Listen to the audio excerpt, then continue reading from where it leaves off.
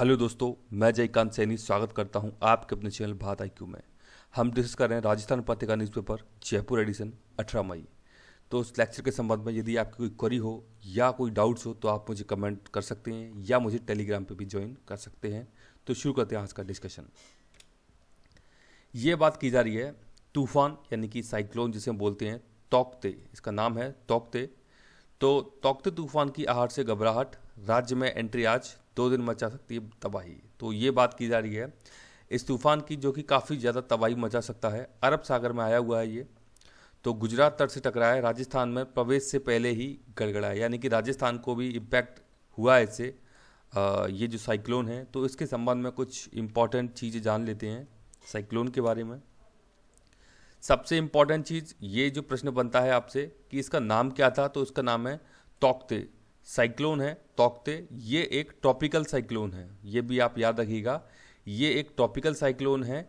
इसके अलावा इसको ESCS कैटेगरी में रखा गया है, यानी कि एक्सट्रीम सीवियर साइक्लोनिक स्टॉर्म, यानी कि काफ़ी खतरनाक होता है इस प्रकार का, इस कैटेगरी का जो साइक्लोन होता है तो उस कैटेगरी में है। इसके अलावा इसे वेरी सीवियर साइक्लोनिक स्टॉर्म में भी रखा गया है। तो दोनों कैटेगरी बहुत ही डिस्ट्रक्टिव टाइप की होती हैं, यानी कि बहुत ज़्यादा तबाही मचाने वाली हैं। तो वहाँ पे ये इनके दोनों प्रकार बताए गए हैं कि ESCS और VSCS, दोनों के नाम आप देख सकते हैं एक बार। लेकिन ये पता होना चाहिए कि जो तौकते साइक्लोन है ये एक ट्रॉपिकल साइक्लोन है और काफ़ी ज़्यादा नुकसान पहुँचाने वाला है, इतना आपको एक बेसिक आइडिया होना चाहिए।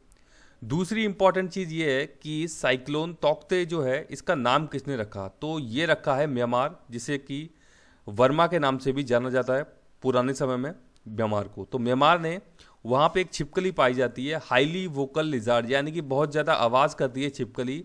इसको गेको बोलते हैं छिपकली को। तो गेको के नाम के ऊपर इसका नाम रखा गया है तौकते। तो ये भी इंपॉर्टेंट चीज़ हो जाती है कि इसका नाम किसने दिया, तो नामकरण करने का काम किया है म्यांमार देश ने। बाउंड्री शेयर करता है म्यांमार भारत के साथ में।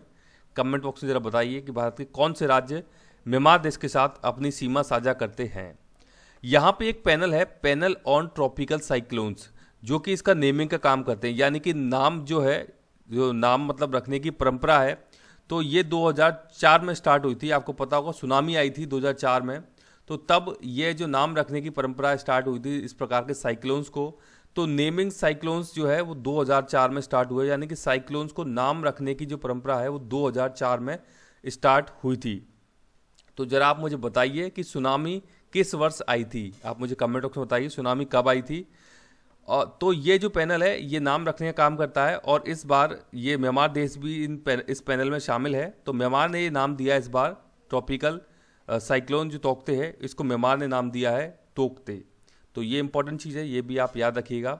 अच्छा, अब ये जो हम बात कर रहे हैं साइक्लोन की, तो कारण क्या होता है, reason of formation of cyclone, यानी कि साइक्लोन के बनने का कारण क्या होता है। सबसे इंपॉर्टेंट कारण होता है उसका हाई टेम्परेचर।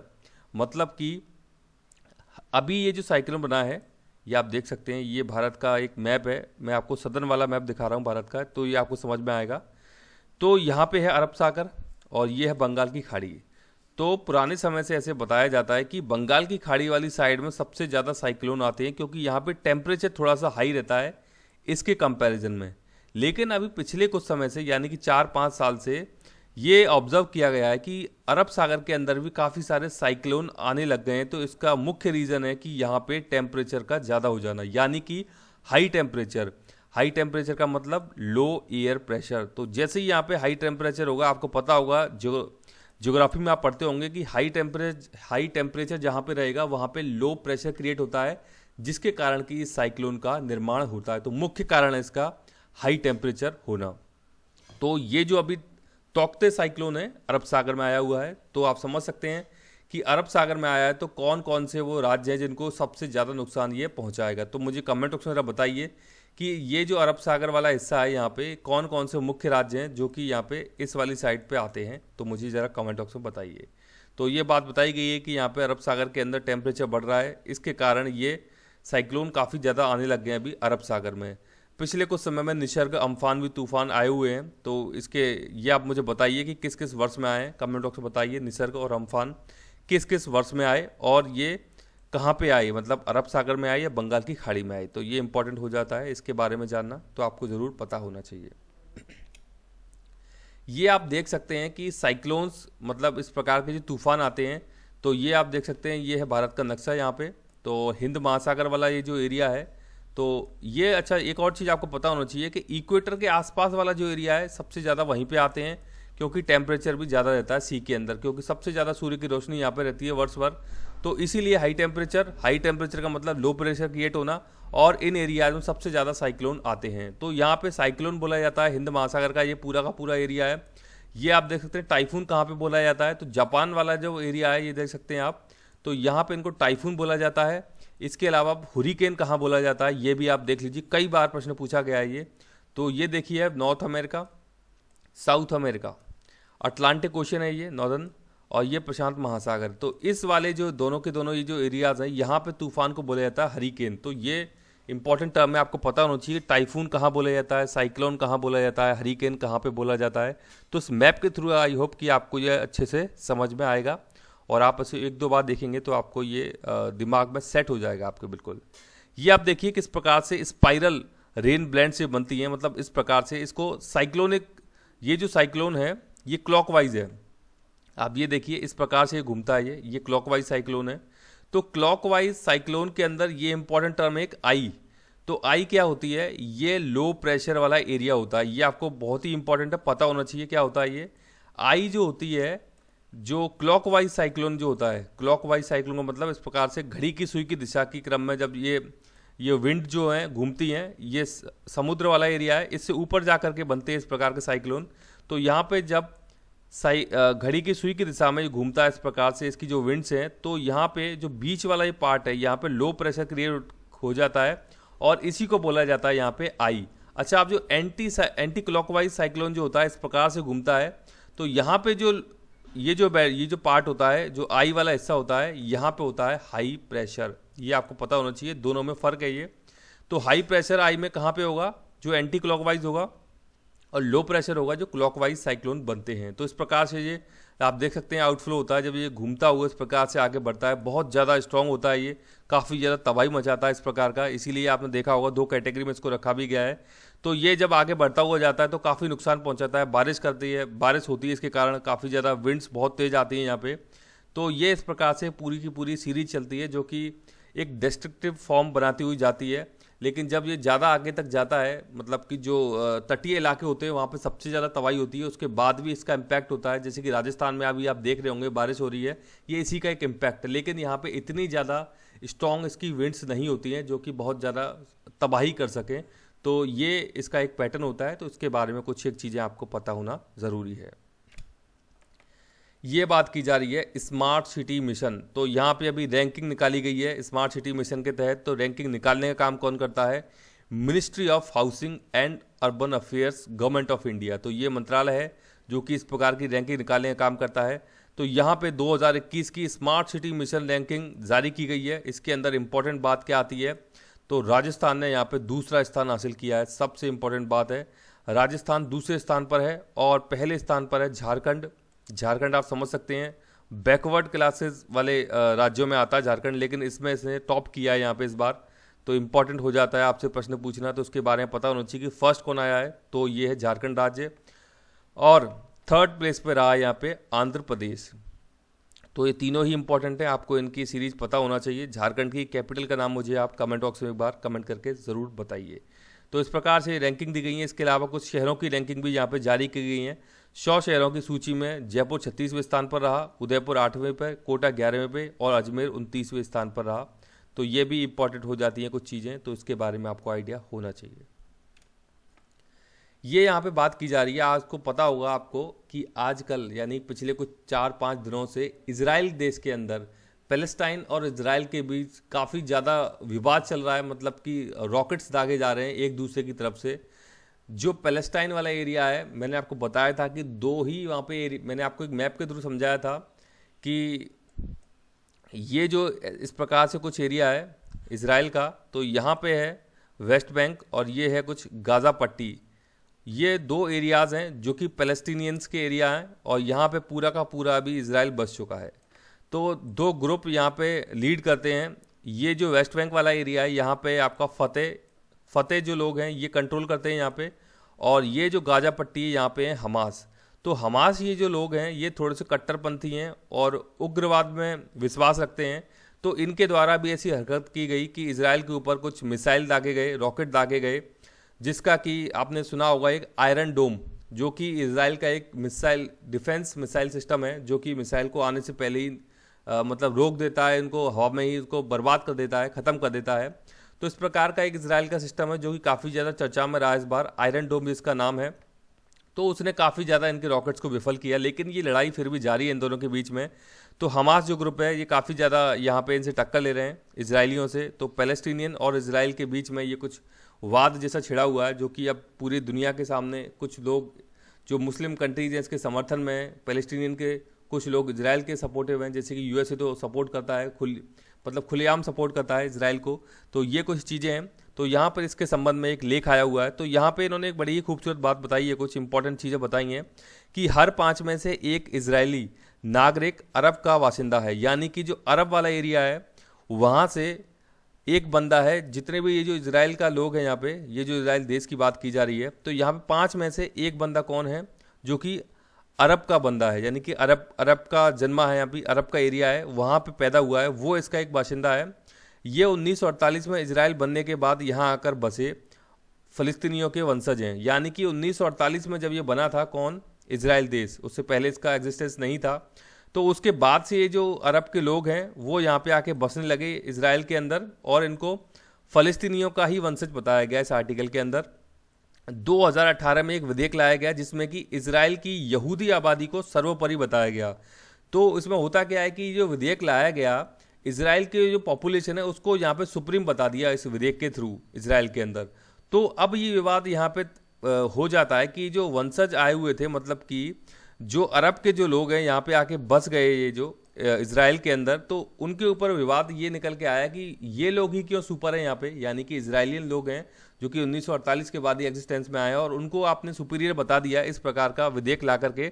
तो ये कुछ जो तनातनी चल रही है, इनका ऐसा मानना है कि ये उसका ही एक रिजल्ट है। तो उसके बाद से ही स्वयं को वंचित मान बैठा है इजरायली अरब समुदाय, यानी कि इजराइल के अंदर जो अरब समुदाय है वो अपने आप को वंचित मान बैठा है और अब खुलकर विद्रोह करने पर उतारू हो गया है। ऐसी बात यहाँ पे इन्होंने बताई इस आर्टिकल के द्वारा। तो ये इंटरेस्टिंग कुछ चीज़ें हैं, आप इसको आगे देख सकते हैं, पढ़ सकते हैं। तो ये जो पूरा का पूरा विवाद चल रहा है, इसके बारे में आपको जो ग्रुप्स हैं, कौन कौन से ग्रुप्स के अंदर विवाद चल रहा है, एरिया के बारे में पता होना चाहिए आपको। मैं आपको पहले भी दिखा चुका हूँ, तो आप देख लीजिएगा कौन कौन से मेडिटेरेनियन सी कहाँ पे लग रहा है, कौन से देश बॉर्डर शेयर कर रहे हैं।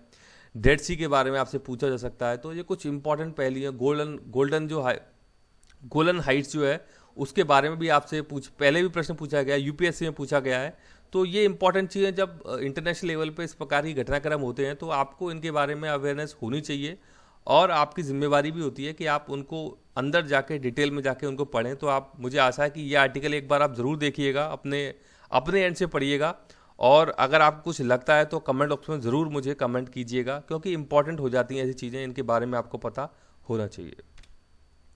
ये पंचायती राज की बात की जा रही है इस आर्टिकल के द्वारा। तो पुनर्गठन की आवश्यकता की बात यहाँ पे बता रहे हैं राजेश्वर सिंह साहब हैं यहाँ पे। तो 73-74 संविधान संशोधन आपको पता होगा, जरा कमेंट बॉक्स में बताइए कब किया गया था, पंचायती राज से संबंधित है। तो इन्होंने बताया था कि इसको, ये जो संशोधन है इनके लागू होने के बाद, इनको जब लागू किया गया था उसमें आज के समय में काफ़ी ज़्यादा फ़र्क आ गया है। तो इनका जो इम्प्लीमेंटेशन है वो उतने अच्छे से नहीं हो पा रहा है, तो इनमें आज कुछ चेंजेस की आवश्यकता है। ये बता रहे हैं कि लोकतांत्रिक विकेंद्रीकरण बहुत ही इंपॉर्टेंट टर्म है, गांधी जी बहुत फोकस करते थे इस पर। तो लोकतांत्रिक विकेंद्रीकरण के लिए इसको लाया गया था पंचायती राज प्रणाली को। तो ये एक बड़ा ही इंपॉर्टेंट कदम था इस दिशा में। तो यहाँ पे बता रहे हैं कि इस दौरान कुछ सांगठनिक एवं संरचनात्मक खामियां महसूस की गई हैं इसमें, जैसा कि बता रहे हैं ये कि इसमें कुछ कमियां महसूस की गई हैं, उनमें सुधार की अभी आवश्यकता है। तो बता रहे हैं कि पंचायत समिति व जिला परिषद के सदस्यों का प्रत्यक्ष निर्वाचन वर्तमान प्रणाली की अहम खामी कही जा सकती है। यानी कि ये जो डायरेक्ट इलेक्शन अभी हो रहा है पंचायत समिति व जिला परिषद के सदस्यों का, ये जो डायरेक्ट इलेक्शन है वो एक अहम इसकी खामी है, यानी कि इसका ड्रॉबैक है इस सिस्टम का, जो कि डायरेक्ट यहाँ पे इलेक्शन हो रहा है इनके सदस्यों का। ये एक बड़ी खामी बताई इन्होंने यहाँ पे। पूर्ववर्ती व्यवस्था में सरपंच, पंचायत समिति के और प्रधान जिला परिषद के पदेन सदस्य होते थे। मतलब पहले क्या होता था कि यहाँ पे डायरेक्ट इलेक्शन नहीं होता था, यहाँ से जो सदस्य होते थे उनको यहाँ पे पदेन सदस्य के रूप में मतलब कि उनको नियुक्त किया जाता था या उनको ले लिया जाता था यहाँ पे पंचायत समिति और जिला परिषद के अंदर। लेकिन अभी डायरेक्ट इलेक्शन हो रहा है तो इसकी बड़ी खामी है, ये बता रहे हैं यहाँ पे।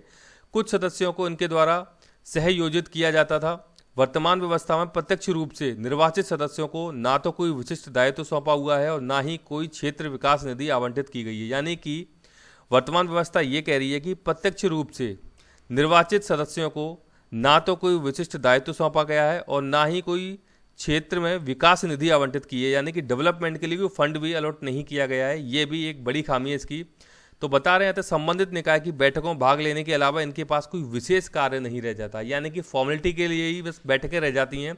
इनके पास कुछ एग्जीक्यूशन वाली पावर नहीं है कि आपके पास यदि फंड होगा तो आप अच्छे से मतलब कुछ वर्क आप करा सकते हैं अपने एरियाज़ में। तो इसकी बात यहाँ पे कर रहे हैं ये। तो बता रहे हैं कि ग्राम पंचायत, पंचायत समिति व जिला परिषद पारस्परिक रूप से अंतर संबंधित संस्थाएं, यानी कि ये इंटर रिलेटेड ऑर्गेनाइजेशन है तीनों ही। कौन कौन सी? ग्राम पंचायत, पंचायत समिति और जिला परिषद। अब मेरा आपसे प्रश्न है, ग्राम पंचायत, पंचायत समिति, जिला परिषद के हेड कौन होते हैं? मतलब कि ये जो इलेक्ट होके आते हैं वो हेड और एक गवर्नमेंट के हेड, उनका मेरे को नाम कमेंट बॉक्स में कमेंट करके बताइए। तीनों का ही नाम बताइए आप मुझे। तो ये सुधार की बात इस आर्टिकल के द्वारा की जा रही है इसमें। तो ये भी आप एक बार अपने एंड से देख लीजिएगा इस आर्टिकल को, काफ़ी कुछ आपको जानने को मिलेगा। रोचक चीज़ें होती हैं, रोचक इन द सेंस कि आपको एग्जाम में काफ़ी ज़्यादा हेल्प करती है। यहाँ पे आपको बहुत अच्छी टर्मिनोलॉजी देखने को मिल जाती है। तो आप इस आर्टिकल को देख लीजिएगा, अच्छा है। यहाँ पे बात की जा रही है गांव में कोरोना हो रहा है, अभी काफ़ी ज़्यादा फैल गया है गांव ग्रामीण एरिया के अंदर, क्योंकि यहाँ पे टेस्टिंग फैसिलिटी नहीं है, मेडिकल फैसिलिटी इतनी अच्छी नहीं है और अवेयरनेस की भी कमी है।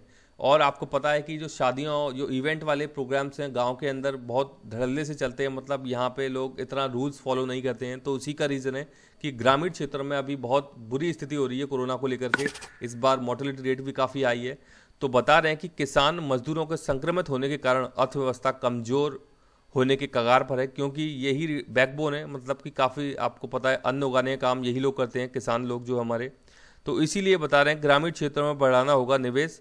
12 राज्यों गांव में तेजी से फैल रहा है कोरोना संक्रमण। दूसरी लहर के कारण देश के कृषि उत्पादन में आ सकती है कमी। तो ये बात कर रहे हैं एग्रीकल्चर जो प्रोडक्शन है उसमें भी कमी देखी जा सकती है, क्योंकि इस प्रकार से बहुत बड़े स्तर पर बहुत ज़्यादा मात्रा में कोरोना ग्रामीण क्षेत्रों में इस बार फैल रहा है। तो उसी का ये सब कुछ परिणाम है। तो इसके बारे में आपको आइडिया होना चाहिए। ये बात की जा रही है मैक्सिको की एंड्रिया मेजा ने जीता है मिस यूनिवर्स का ताज। तो इनका नाम है, मैक्सिको की हैं एंड्रिया मेजा, जिन्होंने कि मिस यूनिवर्स का ताज यहाँ पे जीत लिया है। ये देख सकते हैं आप, इनकी पिक्चर है यहाँ पे। तो ये इंपॉर्टेंट चीज़ें हो जाती हैं, इनके बारे में आपसे कभी कभार प्रश्न पूछ लिए जाते हैं। नाम इंपॉर्टेंट है, जरूर याद रखिएगा। ये एक इतिहासकार हैं, इनका कोविड-19 का निधन हो गया है अभी। इनका नाम है लाल बहादुर वर्मा साहब। तो लाल बहादुर वर्मा साहब हैं, देहरादून के निजी अस्पताल में 83 वर्ष की उम्र में इनका निधन हो गया। अच्छे इतिहासकार हैं ये, प्रोफेसर भी रहे हैं यूनिवर्सिटीज़ में ये। तो इंपॉर्टेंट पर्सनैलिटी हैं, तो थोड़ा सा इनके बारे में भी आपको आइडिया होना चाहिए।